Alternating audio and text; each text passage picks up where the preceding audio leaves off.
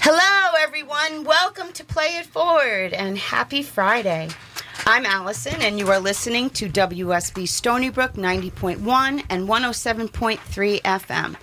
I'm here with Chloe, Aisha, and Ishrat, and two extraordinary and special guests we will be introducing momentarily. And we also have an amazing guest in the studio, the wonderful Dr. Kathy Marone. Woohoo! Thanks, Harry. Special shout out to Taylor Solomon. We hope you're listening. We'll all be missing you today. So welcome, everyone. How is everyone doing? Quite well, thank you. Yeah. Happy belated Valentine's Day. Belated Super Bowl. So here's Ishrat to tell you a little bit about our show. So, every 2 weeks, we discuss the fentanyl or opioid crisis that is plaguing our nation. What is fentanyl? Many Americans may be unaware of this lethal drug. Fentanyl is a synthetic opioid that is 50 to 100 times stronger than morphine. Pharmaceutical fentanyl was developed for pain management treatment of cancer patients, applied in a patch on the skin. Because of its powerful opioid properties, fentanyl is also diverted for abuse.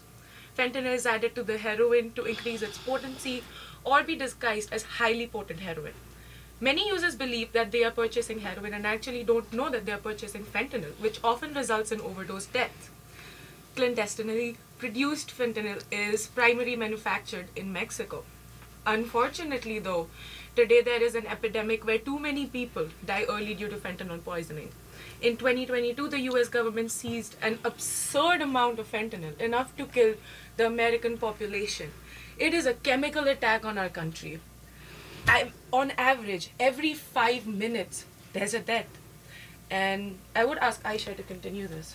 289 deaths every 289 deaths. Wow. Every 5 minutes.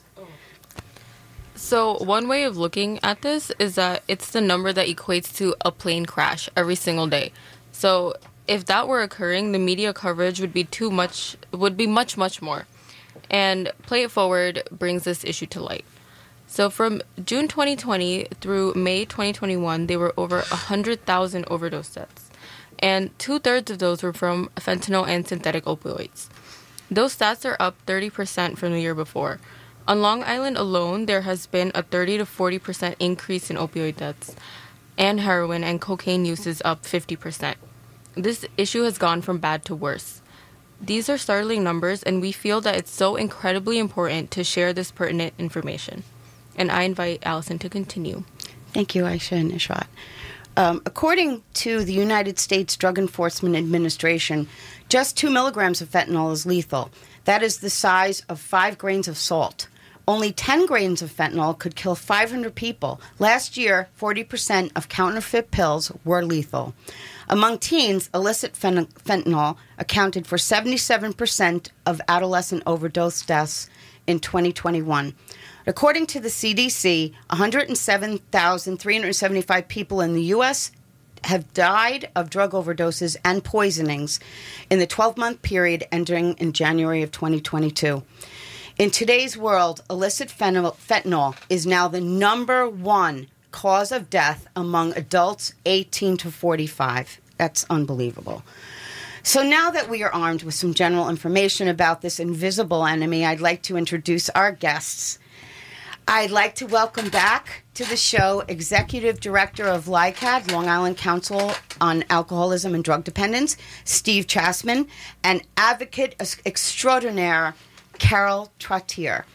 So you've met our focus group, and they are eager to ask you about your work, especially recently at the 14th Annual Statewide Recovery Advocacy Day at Albany State Capitol of New York. Stand up for Recovery Day.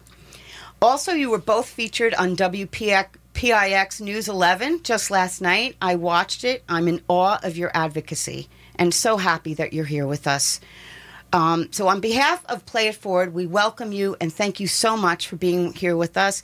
But before we begin, Steve and Carole, please introduce yourselves to our listening audience and what you've done since our last show, which was on December 23rd. Hi. Well, I'm the mother of someone who's died from a fentanyl poisoning. My son Alex died April 8th, 2018. So I kind of got in motion with my advocacy really last fall when I went to a DEA summit in the city, and it was a summit that was focusing, inviting really grieving parents to kind of, I like to say, they deputized grieving parents and asked us to go out and educate and create awareness. And that was really eye-opening for me. I learned a lot.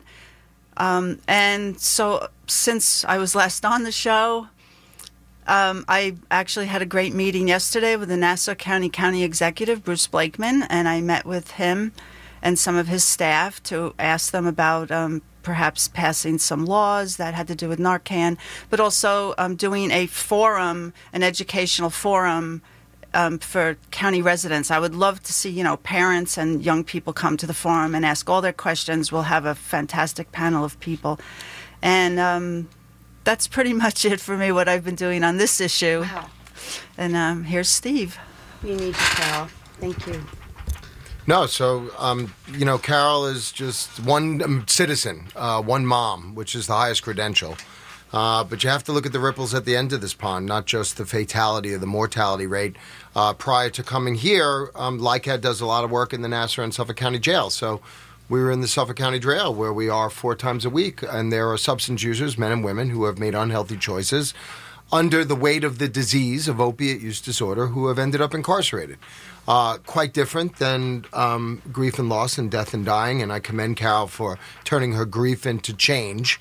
Yeah. And there are many mothers and fathers, grandmother and grandfathers, friends and brothers and sisters who have turned their grief into advocacy.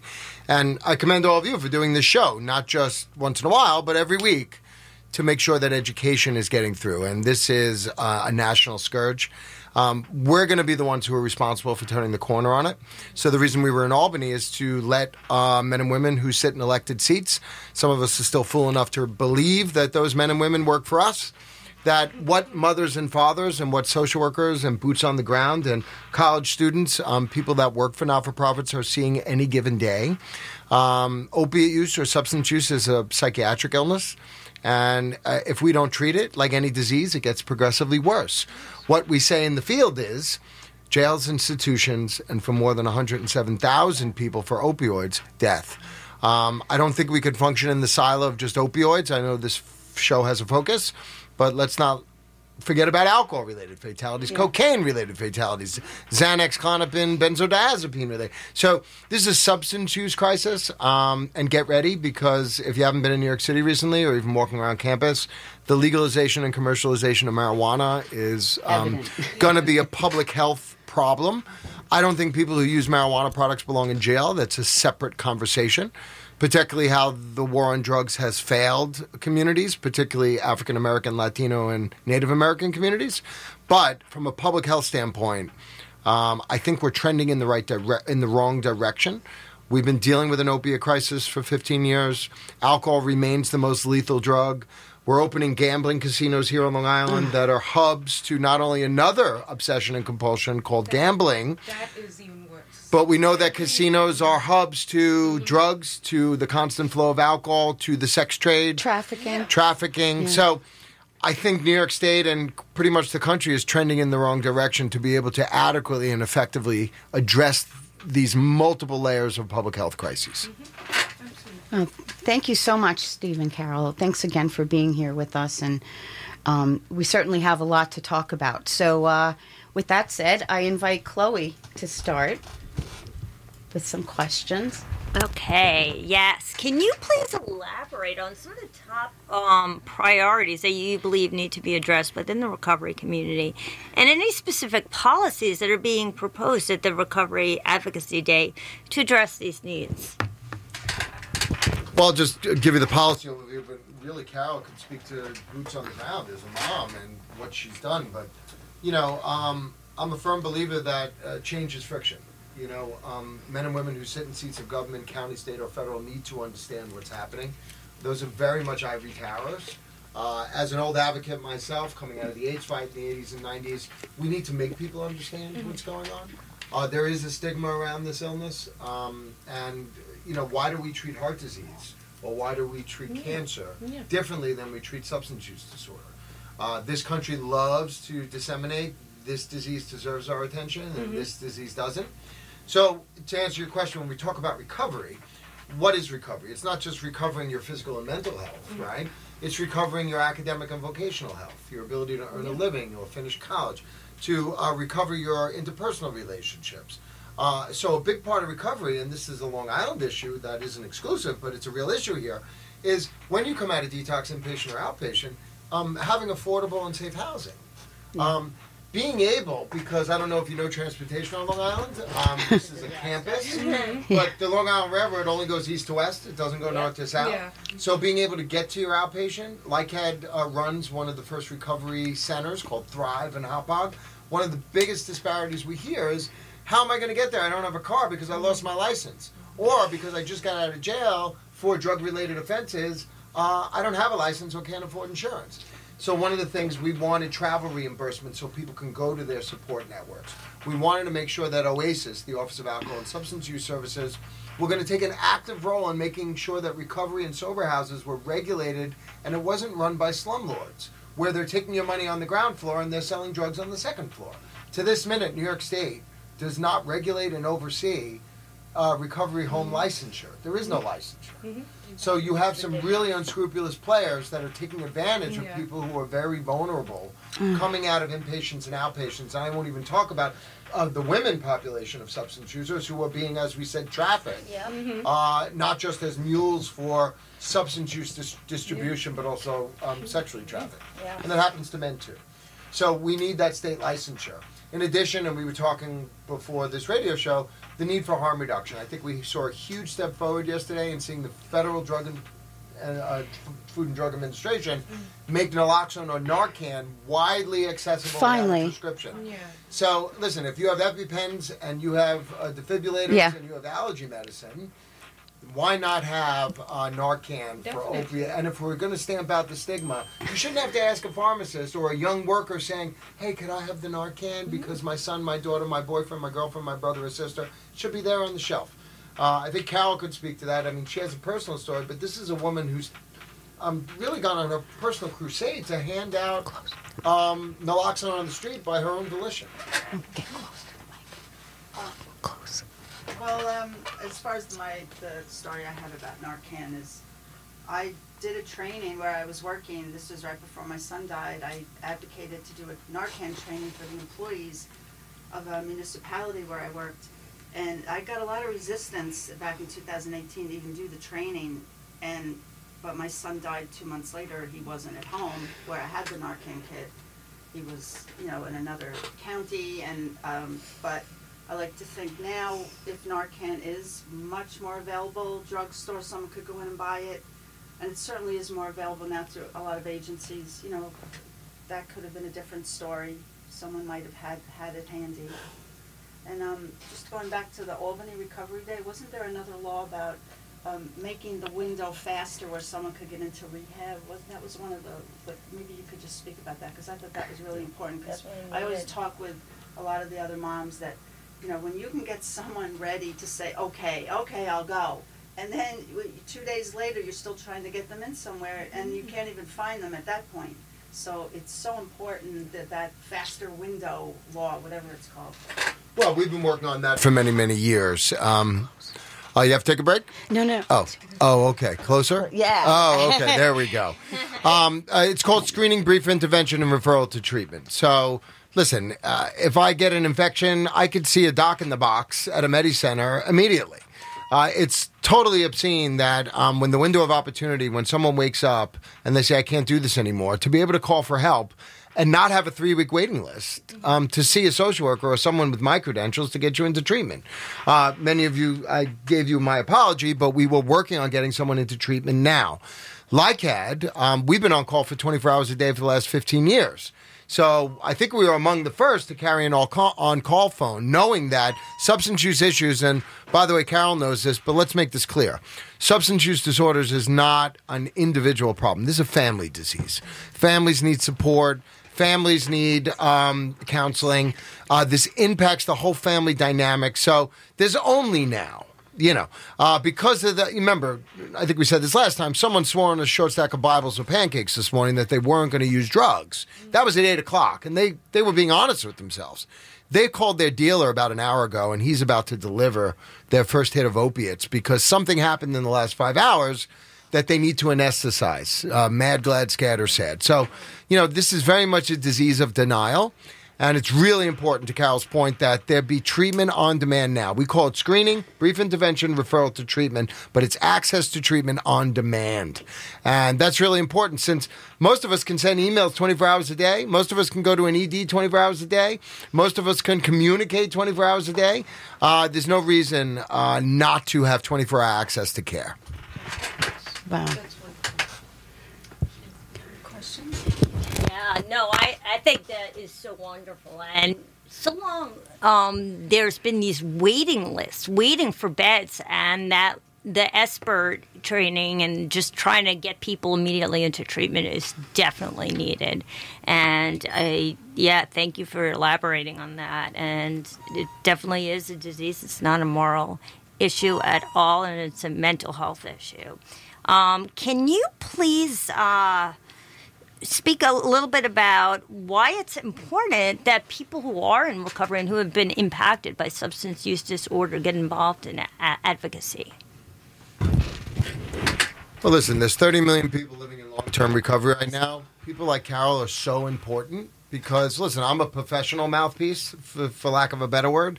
Senators and assembly people could shut me down, or Congress people. This is a personal story. Now, let me be frank. Most of the people I know in the substance use treatment space are there for personal reasons. I, too, have been touched by addiction, not as a parent, not as a direct family member, but someone who has been touched by this disease. And it's really important. But we need to advocate. There's 30 million people living in long-term recovery from substance use disorders right now. If 30 million people show up on the Capitol steps, we'll have change overnight. But last week, we took a busload of moms and dads and advocates and providers, and we went up to Albany. And yeah, we hooted and hollered outside of the state capitol, but we also went in to see our elected officials. We saw the 9 senators from Long Island. And Carole's story is the most impactful because, A, Carole is their constituents. B, they work for us. And C, even though they sit in very comfortable chairs, and these are astute men and women for the most part, they are interested in making change. But we need to let them know what's going on. Yeah. This crisis has been going on for too long. We've been saying the same things over and over again for 15 years. And the problem has gone from bad to tragic to, if there's another adjective, fill it in. But I think your point about the jetliner crashing every day is very real time. Yeah. But we ask ourselves, do we treat cancer the same way? Do we treat diabetes the same way? Do we treat heart disease the same way? Do we treat COVID the same way? And listen, people need to come out and be counted. There should be no shame and guilt around this. This is not a moral and ethical failing. This is not a parent failing. This is, listen, we all do it to ourselves, right? I mean, that's the stigma. Oh, they do it to themselves. Yeah, and if you have diabetes, you probably did it to yourself too by eating too much sugar. You know what? We're all human beings and we're fallible. Does the EMT who walks in and sees the T-bone steak and the pack of Marlboros, does he blame the person with heart disease or does he defibrillate him and try to get his heart? We don't shame people for making mistakes. Empathy, compassion, and kindness. Really, I say that every show because what you just touched upon, we're all human. We all have our faults. And so to be punished for that is I think it's terrible. And this is not a family failing. And one of our goals is to change the stigma around this. And we all know somebody. The self-help community talks about anonymous. Yeah, it is anonymous. But there was a movement a few years ago, which was a film based on Greg Williams, which we showed in Port Jefferson. Carole was there. His first film was called I'm Not Anonymous. So basically, if 30 million people say, I'm in recovery from substance use, that puts a face to it. But there's no face more powerful, in my opinion, than all the moms, and we have one right here. Just to your point, Chloe, about people in recovery, should they become advocates? I wouldn't take child-rearing advice from someone that didn't have children, so I think it's so powerful. Who else would you listen to when someone says, I've been there, or I know what you mean, I know how you feel? Yeah. That's very powerful. Same thing with when I speak to other grieving parents. A lot of people can say to me, oh, I can't imagine, I don't know what that's like. but there's nothing like talking to someone that really knows. So I think while it's not mandatory for them to become drug counselors, it's certainly a blessing if they decide to devote some time to it. And I think people would really listen a lot more. Well, you are a very courageous woman, and to talk about such a hard thing, I think it is important. Yeah, thank you so much, and thank you so much for elaborating on this. Can you speak a little bit, you were touching on stigma, about how our language can play into either perpetuating stigma or kind of disseminating it. As a person in long-term recovery, I hear all the time, just even within 12-step recovery meetings, things like the word addict and sometimes junkie being thrown around. And like, why is it important that we need to change that and reframing the word abuse, substance abuse, to substance use disorder? Well, first of all, that is an excellent point, and good for you for identifying as someone in long-term recovery. And even the phrases like clean and dirty. Mm-hmm. Like, hey, my urines are clean. No one's dirty. I mean, some of us, are unkempt, activities of daily living. If we're truly going to address this as a disease, we need to use the disease terminology, which is substance use disorder, an opiate use disorder, an alcohol use disorder. And those terms, the J word or the C head word, I'm not even going to utter it. Yeah. No more than I would utter any kind of derogatory term to women or ethnicity or anything else. That's the way we view it. And listen, I believe in an old advocate once said, if you're not part of the solution, you're part of the problem. So I'm someone who very respectfully corrects people. They're not a J. They're someone struggling with an opiate use disorder. So, and listen, I don't go to parties I'm not invited, but I've heard these terms thrown around in Congress, in the halls of the Assembly, and we're there to educate people. By that same token, if I'm running a group in the jail and there are derogatory terms that are thrown about, I simply ask as a facilitator, I'm not comfortable with those words in reference to substance users or to women or to African Americans or Latinos. Let's pick a word that is more respectful of all people. So it is our job to correct some of the language and the paradigm around it. And America's in great need of education around substance use. Absolutely. In great need. And we only know that because it was Super Bowl last weekend, and if it wasn't DraftKings gambling commercials, it was alcohol-related commercials. Yeah. And, and if it wasn't that, I don't know what they were selling. They were just parading this and that. So, I'm not here to give a contemporary view of society. We're just a critical mass right now because we're losing a whole generation of men and women. Carole's son, yes, she lost a son, but her son could have been a Stony Brook professor, could have been a great student, respectfully, Carole, could have been a great social worker working at LICAT, could have been someone in long-term recovery that have been useful to others. And we're not saying that he didn't do his piece. But it's really important that a family lost someone, but as a community on Long Island, as a society, we lost someone whose future could have been a great contribution to this democratic experiment, or a great advocate, if you will. So, we mourn with you, and for the hundreds of thousands of people who have lost their lives in the last 15 years, if it's life and death, we are responsible. I think also, and I believe you brought it up last time, but we have great issues in healthcare in this country. Healthcare, is it a right or a privilege? And if you're sick, like right now, I'm trying to help someone get into treatment. The first question was, what insurance does he have? Well, what if he doesn't have insurance? The options become real limited. Now, LICAD, the Long Island Council, we have 67 years of partnerships, and we'll cash in any favor we can, and we'll kick any door open, metaphorically, that we can. But we know with the presence of fentanyl and the infiltration of the national drug supply with this poison, this could be the last call, the last opportunity they get. So with that being said. So we're going to shift gears a little bit. I kind of want to circle back and ask you guys about, Statewide Recovery Advocacy Day. Can you guys, tell the listeners, more about it? And what are some key points in terms of, legislation that you guys heard there that you want people to be aware of? Well, Steve did talk about most of the... well, first of all, I'll start from the beginning. We got on a bus at 5:30 in the morning to go to Albany, and what was the other organization, Steve, that made the list of things we were advocating for? Lyra. The Long Island Recovery Association. Yeah, and so they had a list of bills that I assume are in committee, not been voted on yet, that they wanted to make sure the elected officials knew we supported them. I was kind of like the outlier. I wanted to talk to everybody about the proposed law that Senator Mannion had. He's a Republican senator from upstate New York. It didn't get through last year. It was to put Narcan, make it mandatory in all public buildings, schools, bars, restaurants. It's a long list of places, basically everywhere you go. And so I always took the opportunity after I told my story and why I was there. I always asked them, would you please support this when it comes? Hopefully they have reintroduced it. It's in the Assembly, it's Assembly Bill 1588. In the Senate, it's 3112. And so it will be going before committee again. I really think it's a no-brainer. I don't know how anyone could not support it. If one of your elected officials doesn't support it, don't support them in the next election. So I think that was important to me personally. So that was kind of my thing that I talked to everyone about.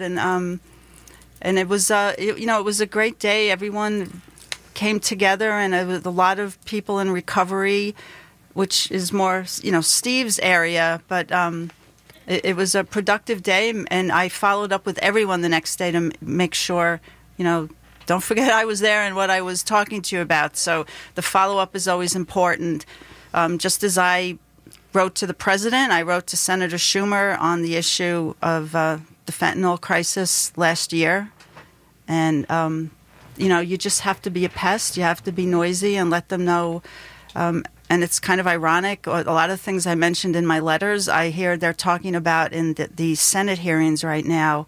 And I'm thinking, I feel like, it was a little slow wake-up call there. But these were things that the DEA was talking about last year. But I'm glad everyone else is getting to hear it now.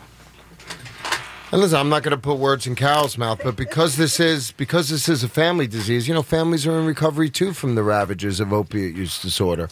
We're working with Families in Support of Treatment and Gabriel's Giving Tree. There were multiple organizations on that bus, but listen, advocacy is really important. It's lending a voice to people who don't have a voice. If you look throughout the history of American society, and maybe the professor's here, so maybe we'll just visit this. But if you look at change in America, the people with power don't relinquish it easy. Whether you're talking about the women's movement or the civil rights movement or the labor movement or the movement to make sure that health care is affordable, that if you're sick, that you can have access to treatment for this disease. I'm older, but there was an issue when I went to college in the late 80s, early 90s. All my friends were dying of HIV and AIDS, and it was a moral and ethical issue then, too. And there were literally senators in Washington who said they get what they get.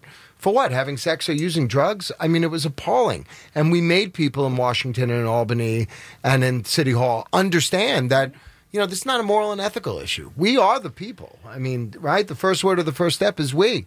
It's also the first word of the Constitution. So we really have to lend voices and make change. Change is always friction. Hopefully it's peaceable. I believe in intellectual revolutions. The drug culture has always been present in America. The concept of a United States of America was in the back of a bar in Boston with a lot of ale. You know what I'm saying? So we have a proud history of seeing disparities in our society and making it better. And this is just another component, but really the torch is being passed to your generation. And this is why you have this, and we're willing to do it for personal reasons or professional reasons. But, find me a generation of young men and women who have buried 4 and 5 and 6 friends from high school by their mid-20s because of this pandemic, this opioid pandemic. Yeah. It's like HIV and AIDS all over again, where you had, primarily gay men in the 80s who buried a whole circle of friends by their mid-20s. And it was appalling to know that the government, both state, local, and federal, weren't doing enough. I can't think of anything more imperative than life and death. Well, we're going to take a little break. And you led me right into a good segue for change, because I'm going to play a special song by the great Sam Cooke. Change is going to come. Here we go.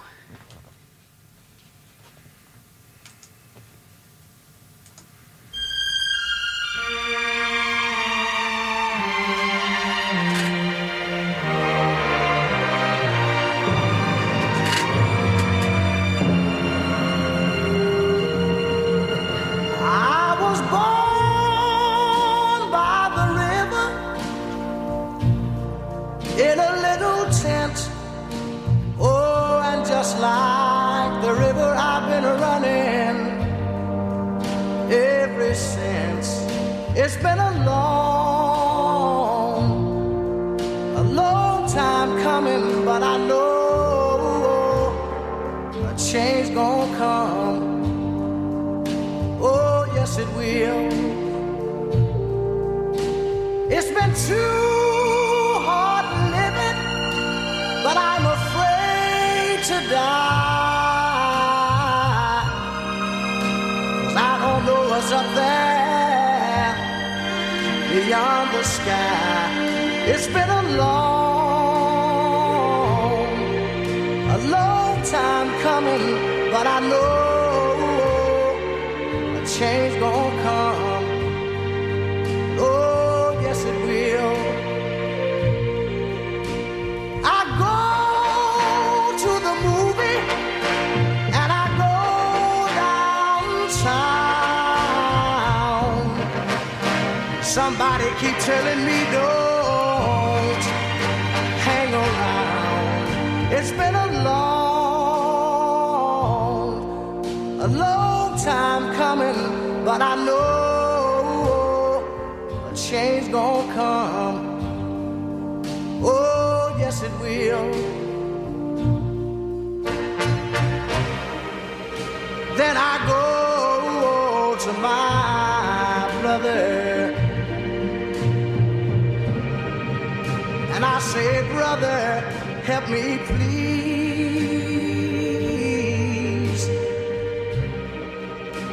But he winds up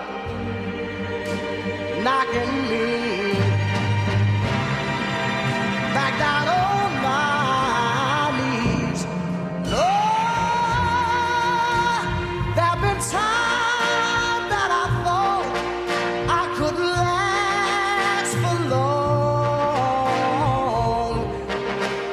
but now I think I'm able to carry on. It's been a long time coming, but I know a change gonna come. Oh, yes it will.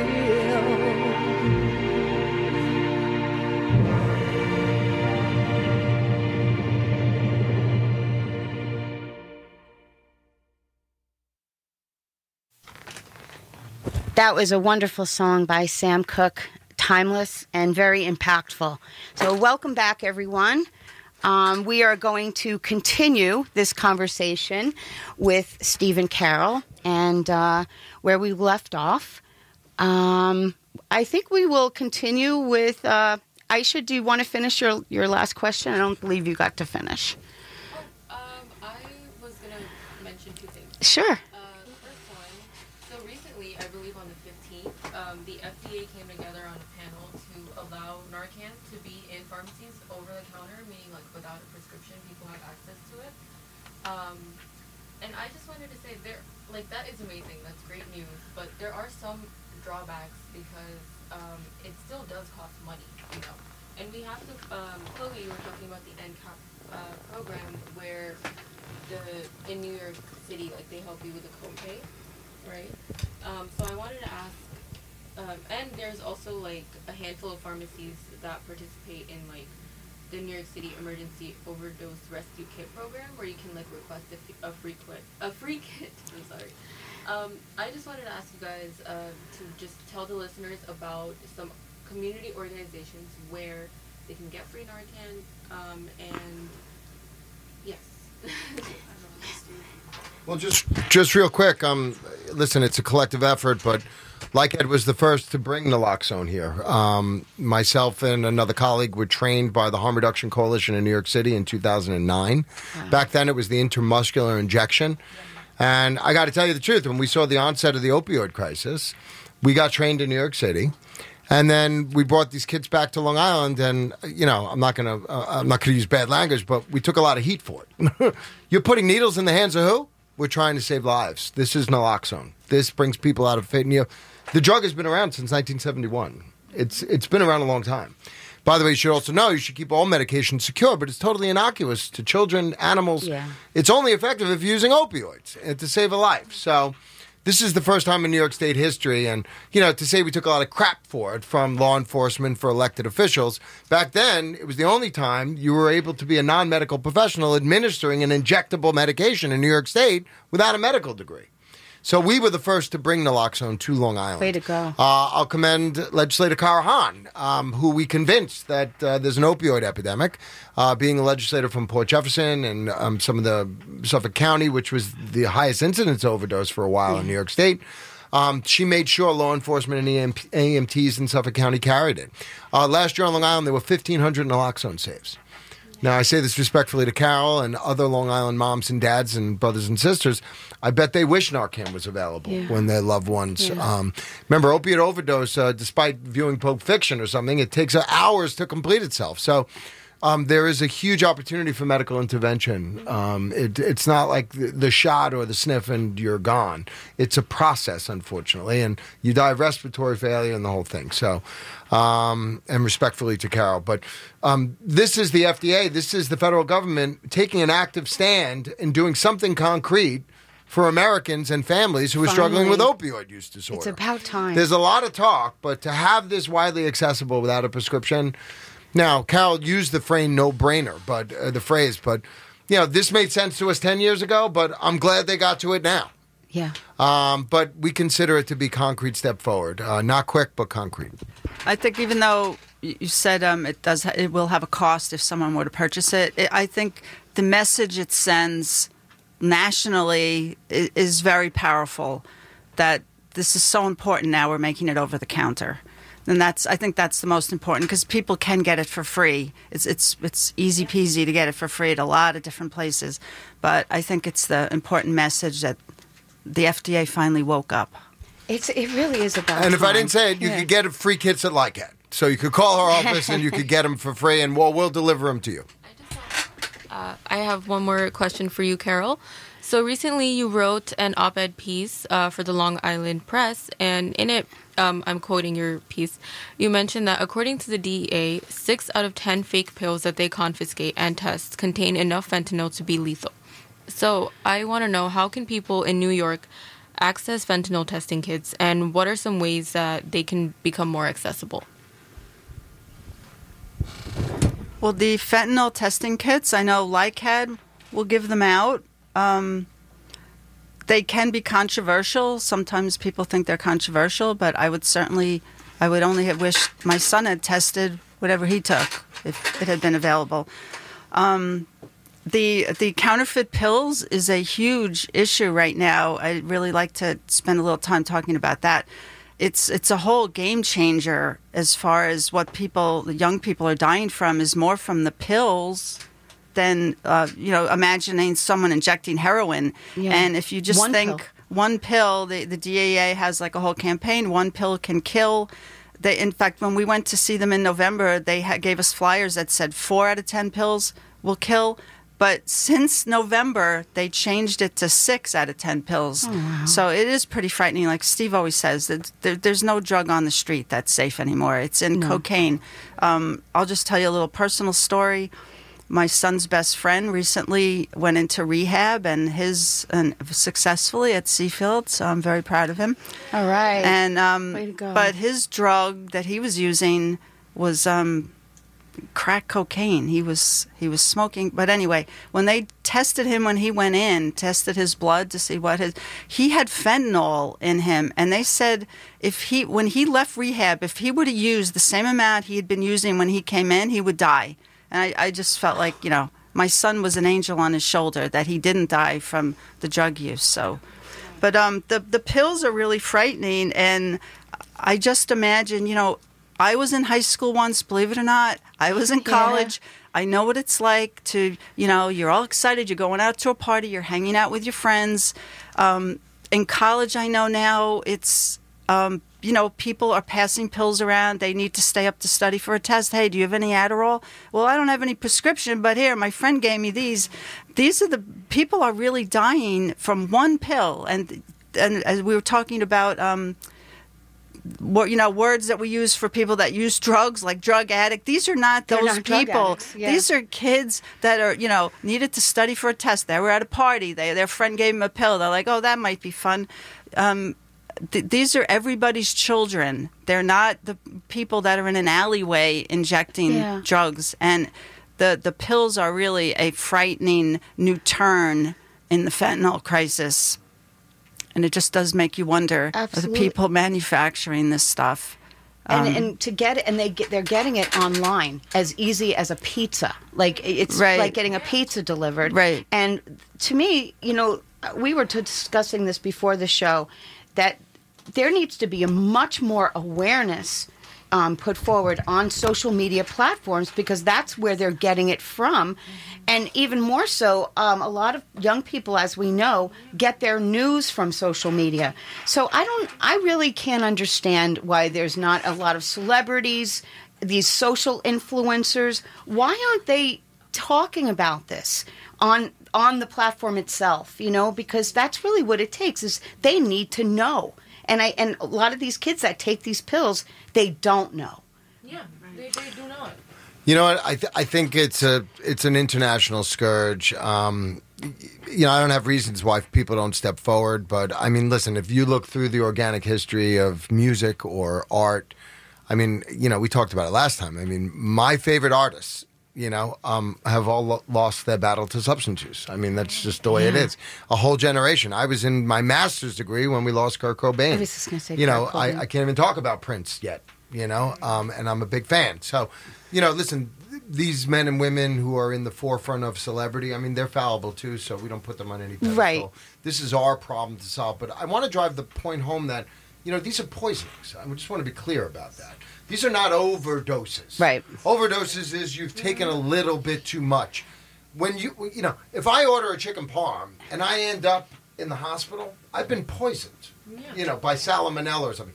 When I'm trying to buy heroin, which I use regularly, and I end up dying, or I'm buying up cocaine, remember, substance users are not suicidal. Mm-hmm. I mean, I'm a healthcare professional. If someone says I'm depressed, I'm actively suicidal, and I have a plan, I have ideation, they're trying to, ironically enough, substance users, but are not trying to end their lives. They're, ironically enough, trying to feel better. They're looking for relief. Some people are using recreationally. To Carole's point, one and done. One pill can kill. These are poisonings. And I hope that brings some relief for families that, my son or my daughter, my friend, didn't really overdose. That wasn't their goal. Yeah. They tried to find some relief, either through self-medication or through entertainment. Right, and drugs have been an intricate part, healthy or not, a part of our culture. Fabric. And they're being poisoned. They're being poisoned by fentanyl. Now, I'm around the drug scene my whole life. I never heard the word fentanyl until 7 years ago. Yeah. And now we're looking at analogs, and I was at the DEA summit also, and it really is an international market that is targeting America. Why? Because we consume 80% of the world's narcotics. Mm-hmm. This is a buyer-seller situation. I don't know that we'll ever stop the flow of drugs, or the liquor companies, or the tobacco, or the Juul, or the THC. There's a metaphor, like Lycant's been around 67 years, since 1956, I'm around. We've been pulling people out of the river of substance use for 67 years, and we're happy to do it. This is our mission. Yeah. But we're ready to go upstream about a mile and see if we can get them before they jump into the river of substance use and start to drown. What is some of the ideology that leads young people at 12, 13, 14, 15 years old to begin experimenting with drugs? Right. And it doesn't mean that people are bad people because they experiment. You're someone with a personal story. I know plenty of people with personal stories. Drugs are part of the human experience. It doesn't mean they're an intricate part of adolescence and growing up. But what if we can teach them healthier coping strategies for self-esteem, for peer relations, for interpersonal relations. Social situations, yeah. I don't know. Maybe I'll pose a question to you on that.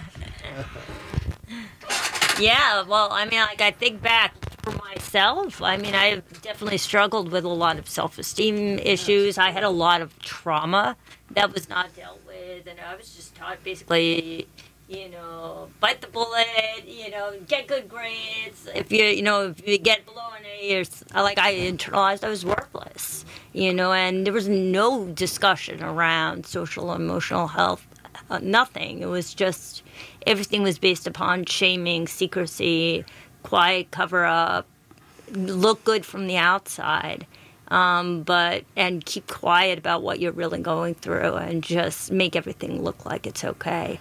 And so in my situation, I just had to kind of put on this mask and just try to pretend, and, and I couldn't do it. And like the shame and the secrecy and not being able to get the help I needed, I felt like there was no out combined with physical pain. It was, an easy escape to find substances. And so that was my solution until it became a problem, and then I found another solution. Well, first off, I thank you for saying, because I think you speak for a lot of men and women who, of no fault of their own almost, there were not adequate supports for trauma, for adverse childhood experiences. We're all trying to feel better. We all just lived through another pandemic, right? COVID, isolation, financial insecurity, an upset of our habits and the things we derive pleasure from, right? So if you didn't have good coping skills in February 2020, I mean, the last 3 years were really hard for you. Human beings are always looking to find comfort in the face of discomfort. Some people do it with food. Some people do it with gambling. Some people do it with sex. Some people do it with anger, acting out. And some people do it with these mind and mood altering substances that are geared towards dopamine surges that actually alleviate pain and suffering. I mean, make no mistake, we're talking about primarily opiates.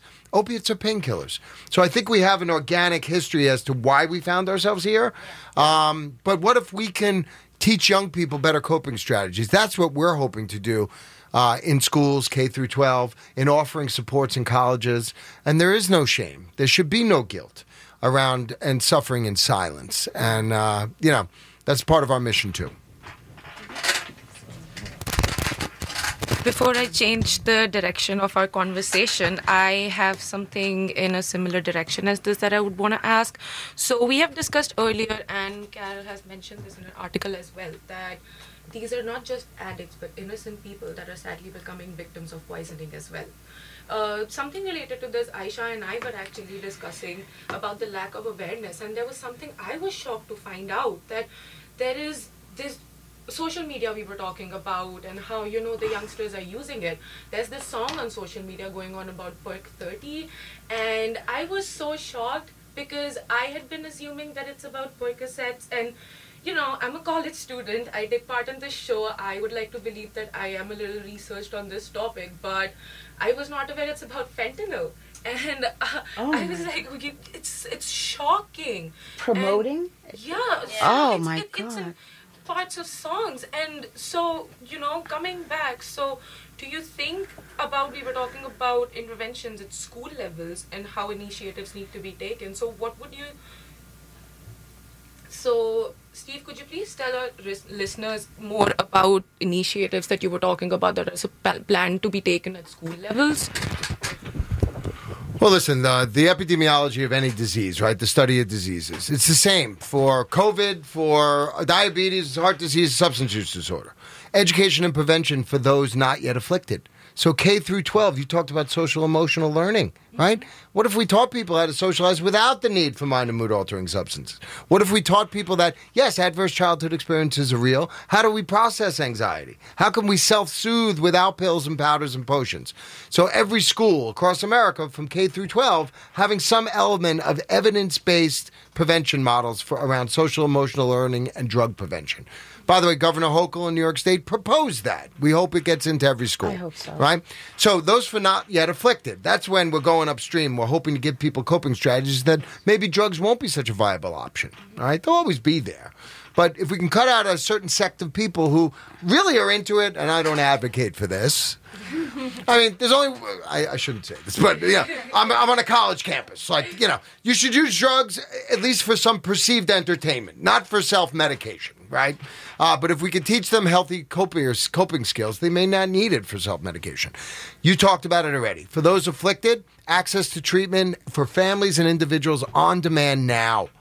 You know, listen, if I had cancer, God forbid, my friend Carole would drive me to Sloan Kettering. She'd walk me in the front door. I'd be met by a team of oncologists, radiation, social workers, nutritionists. They would be following me for years to make sure I'm in remission. Dignity. And treated with dignity. Yeah. And sympathy and empathy. Listen, we have Stony Brook University Hospital, fantastic, because we refer a lot of clients here, and we know the administrators. These are great men and women across the street here who deal in opioids and detox. But there are some health centers on Long Island that'll remain nameless who we know that our clients aren't welcome there. And they make it very clear in the emergency departments that we don't deal with those people here. So you know what? We don't send them there. But that's because they're lacking education and they're steeped in the stigma. So working on screening, brief intervention, and referral to treatment, again, I'm working to get someone in right now on your radio show because that's how LikeHead works. We got a team of professionals working to help families and individuals. And after that, we have to provide aftercare. It is the most unreasonable thing. I'm old enough, and I think half the room is. 28 days was standard for inpatient treatment. Now you're lucky to get 14 days, and you're addicted to the most powerful narcotic on the face of the planet. Show me a disease where we let someone into treatment for 14 days, and then an insurance company says, never show a symptom, never use again, or else. People don't get sick overnight, and they don't get better overnight. You know this firsthand, and I thank you for sharing your story. You didn't get sick overnight, but recovery is a process. Yeah. It's a process that takes time. It takes days, months, years, decades. This is the recovery process for families too. So when we talk about education and prevention on the front end, quality healthcare treatment on demand now, and of course aftercare. This is what Thrive is all about in Hauppauge, West Hampton, Westbury. We have a recovery center where it was Super Bowl Sunday. We threw a Super Bowl party. You don't have to go to a bar if you're in recovery and watch people get. It's one of the biggest drinking days of the year. You know this. Yeah. The arrest records go up. The arrest rates go up exponentially on that Sunday night. We know it's one of the biggest binge drinking nights of the year. So at Thrive, we show Super Bowl. You're sitting around. You're eating. We still have high-fat food, but there's no alcohol there, and people in recovery that could cheer for the game and not have someone spilling beer on them because they're in recovery. So we need, and it's all about connections, right? It's all about connections. So it is all about connections. And we got to connect. And Carole connecting with FIST and Gabriel's Giving Tree and, Beating for Adam and Look Up for, all these great parent organizations, primarily founded by heroes and heroines, no pun intended, who have lost loved ones. That's what it's all about. It takes a village, it takes a community. And this is why we go to Albany, because we don't quite grab them by the lapel, but we make them understand what we're dealing with out here. Where's out here? In our communities in America. Just add something. I've recently been working with the Suffolk County Police Department on a Narcan program. I won't go into the details of that, but while I was there, the officer asked me, she said they're going to be working with a forensic person who basically looks back at all public records. So let's just take my son's circumstances. Anytime he was hospitalized in rehab, any medical care he ever saw. In other words, I would have to give a release of all his records. They would do a forensic research on his life, but to see where the gaps came, where maybe I zigged when I should have zagged. There was something maybe at some point in his life that could have been done. They basically want to use it. I have to give permission. I said, absolutely, I'd give you permission for that. And I would like to see it, but if they were able to do that for a lot of people who didn't make it, maybe something would be glaring to see, look, when he got out of rehab, 6 months later, something happened. Maybe that was the critical time to intercept and like the aftercare. So I don't know, I just put that on your radar. That I know in New York City, do you remember, Steve, the DEA guy, the medical examiner talked about that they do that forensic study in New York City. I don't know what the research has shown, but... And by the way, we saw the forensic medical examiner for Lower Manhattan who, he works for... He's like, listen, this is the worst public health crisis. If COVID wasn't here the last 2 years, it's the worst public health crisis we've ever seen. I mean, that's real. By the way, Carole can tell you, they were displaying the DEA that they have the Faces of Fentanyl wall in Washington. Yeah. So Carole called them. You know what? They're filled. They're not taking any more pictures. What does that say? I've been to D.C. with LCAD, so let me not go on and on, but... I'm just going to end this with a last question, before which I would just say a little short something. As you were talking about Super Bowl, it reminded me about the FIFA games that happened in Dubai, and it was actually shocking. A statistic came out that it was the first time ever after England lost, the England fans had the least amount of arrests and violations because there were no alcohol There was no serving. drinking. And Yeah. so, you have statistics in front of you. Yeah. So, just, ending the conversation, just bringing back about the conference that you guys had. You guys went to Albany. So, what would you say was the most impactful activity or a highlight or, an anecdote to pull or sum the whole situation before we can end our show? I'll just be real quick. I'm not going to answer a question with a question, but I really posed it to all of you. I mean, Carole is the example here. We provide the bus and we lead the charge. We got up at 4 a.m. with them. But, I posed this question to all of the Stony Brook listeners. I mean, there are so many issues confronting your generation right now. I'm preaching to the converted here, but stand up and be counted, because this is the plague of your generation. This is it. I mean, somebody say COVID and we don't want to quantify human loss. But please get involved. Call LCAD, call Carole, call this radio show. If you want to get involved, I mean, Yes. We go to D.C., we go to Albany, we go to we're helping people get to the treatment they need. So I really commend all of you and to Carole for, this is your personal effort. I'm a professional that's here to help other people and empower other people, lend that voice. But I'm moved. Carole? I would just like to end saying any grieving parents are looking for a support group. I attend one. It's run by GRASP. I can never remember the acronym, but anyway, you can go to grasphelp.org and to find a local meeting. I drive all the way to Malvern to go to mine from East-Setauket, but it's been very helpful. I wanted to give them a plug. Thank you so much, Carole and Steve. And we'll have Aisha now wrap up our show. Okay, so thank you so much to everyone that supports this cause and understands how important it is to look out for each other and empathize with anyone dealing with addiction. And we just want to end with some hotlines and phone numbers that you can call. So SAMHSA's national helpline, 1-800-662-HELP 4357. And they can also be reached via text message, help for you. And then, of course, there's LCAD, the Long Island Council on Alcoholism and Drug Dependence. Woo-hoo. And you can contact their hotline number at 631-979-1700. And also, please visit their website for more information. That is LCAD.org, LICADD.org. And then, Chloe, you have some further resources? Yeah, so some other resources for those who may not be ready yet for treatment are the Never Use Alone hotline. Never Use Alone is a toll-free nationwide overdose prevention, detection, crisis response, and referral lifeline service for people who use drugs. They will stay on the phone while you use, and they will make sure that you do not overdose. If you become unresponsive, they will send for emergency medical services, never police, and they've saved at least 88 lives so far. This number is 1-800-484-3731. There's no shaming, there's no stigma, just love and compassion. Another resource is virtualna.org recovery. They have online meetings around the world 24/7 in your own time zone and language. Another resource would be 988-741-741. This is a crisis text or hotline for anybody who is considering suicide or feels like there's no way out.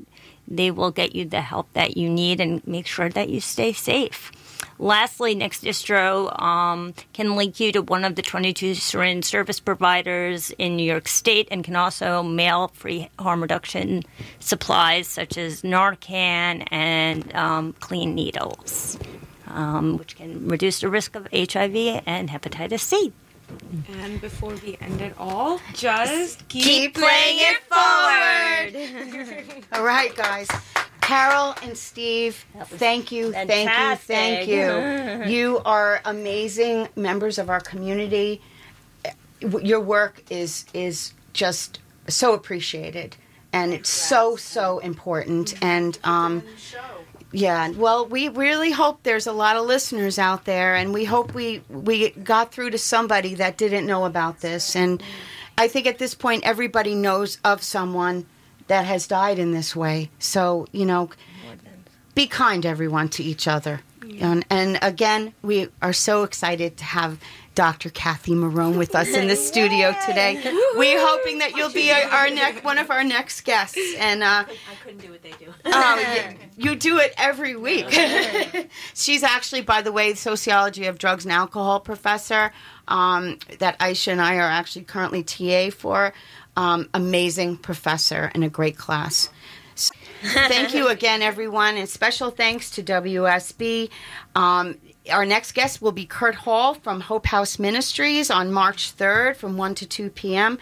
So again, thank you again, WUSB, our focus group, Chloe, Aisha, Ishrat, and Taylor, and of course, Steve and Carole.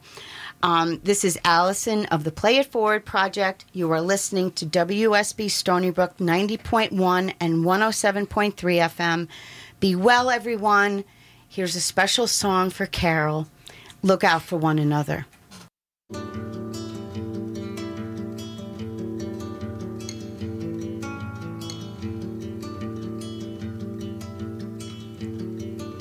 My heart is yours, my love forever. And if you find it in your heart to love me, baby, you gotta love me for your heart. I've been talking to myself about how we've grown apart, but the memories of the times we had now will last after the roses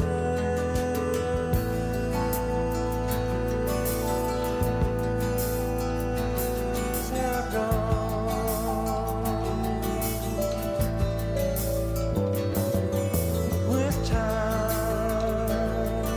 Change, we change with time, and though the tempo's going a little faster, baby, you know the feeling stays the same. Long ago I nearly lost my mind from a love blind to see. If you love just for your heart, you will find it stays after the roses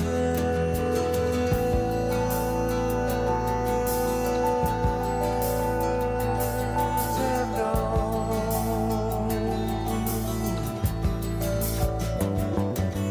The world keeps turning, and I've grown wiser. You got to go with what your feelings tell you, baby. Only a fool would live a lie. I don't hold to dreams of make-believe. I can't